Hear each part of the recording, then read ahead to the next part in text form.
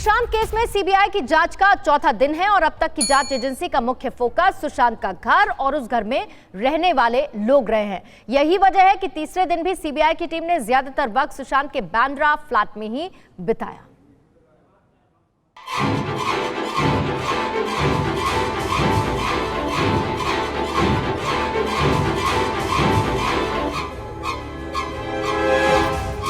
जांच का तीसरा दिन, फिर सुशांत के उसी फ्लैट में सीबीआई की टीम, फिर उन्हीं तीन चेहरों से राज उगलवाने की कोशिश।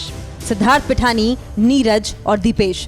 कहा जा रहा है कि इन तीनों से पूछताछ में कुछ नई बातें सामने आई हैं और ये वो राज हैं जो केस के तह तक ले जा सकते हैं। शक की सुई गहरी हो रही है क्योंकि 14 जून की घटना को लेकर तीनों के बयानों में विरोधाभास है। बताया जा रहा है कि तीनों ने सुशांत के कमरे में बेड और पंखे की ऊंचाई को लेकर अलग अलग बयान दिए। लाश नीचे उतारने के तरीके पर नीरज का जवाब बाकियों से अलग है। नीरज ने 13 जून की रात सुशांत को एक खास सिगरेट दिए जाने से भी मना किया। रिया के करीबी दीपेश का इरादा सीबीआई को गुमराह करने का। 13-14 जून को लेकर सिद्धार्थ और नीरज ने कई सवालों के अलग अलग जवाब दिए।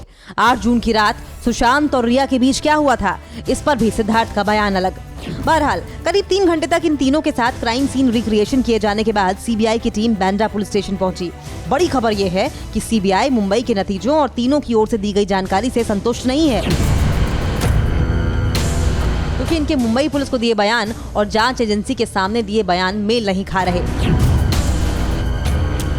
यही वजह है कि इन्हें आज एक बार फिर स्पॉट पर ले जाया जा सकता है। इस बीच सीबीआई की टीम ने सुशांत सिंह राजपूत के फ्लैट के मालिक संजय लालवानी से भी पूछताछ की। सुशांत ने Bandra west Mont Blanc building की 6वीं और 7वीं मंजिल के 4 फ्लैट्स को 3 साल के लिए लीज पर लिया था।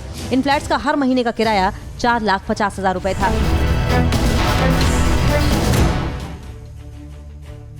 और सुशांत केस में आज रिया से पूछताछ भी संभव है। बड़ी खबर यह है कि रिया और महेश भट्ट का एक और चैट लीक हुआ है। सुशांत की मौत के फौरन बाद दोनों के बीच में बातचीत हुई थी। महेश भट्ट ने रिया को कॉल करने का मैसेज भेजा था। सुशांत की मौत वाले दिन सुबह भी दोनों में चैट हुई थी।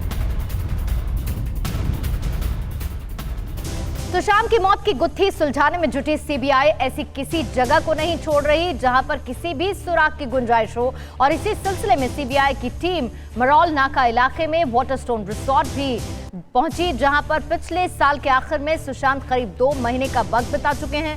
सवाल ये कि आखिर रिया यहां सुशांत को लेकर किस इरादे से गई थी। सुशांत की मौत आत्महत्या है या हत्या? सुशांत की मौत से किन किन को फायदा हो सकता था? सुशांत को वाटरस्टोन रिजॉर्ट लेकर क्यों गई थी रिया? अगर सुशांत ने आत्महत्या ही की है तो सवाल है कि इसके पीछे वजह क्या है। उन्हीं वजहों की पड़ताल में सीबीआई की टीम वाटरस्टोन रिजॉर्ट पहुंची, जहां इस बात को समझने की कोशिश हुई कि यहां रहते हुए सुशांत किस माइंडसेट से गुजर रहे थे, क्योंकि सुशांत को यहां रिया कथित तौर पर स्पिरिचुअल हीलिंग के लिए लेकर आई थी। क्या सुशांत ने यहां किसी से कोई ऐसी बात शेयर की जो केस में अहम साबित हो सकती है?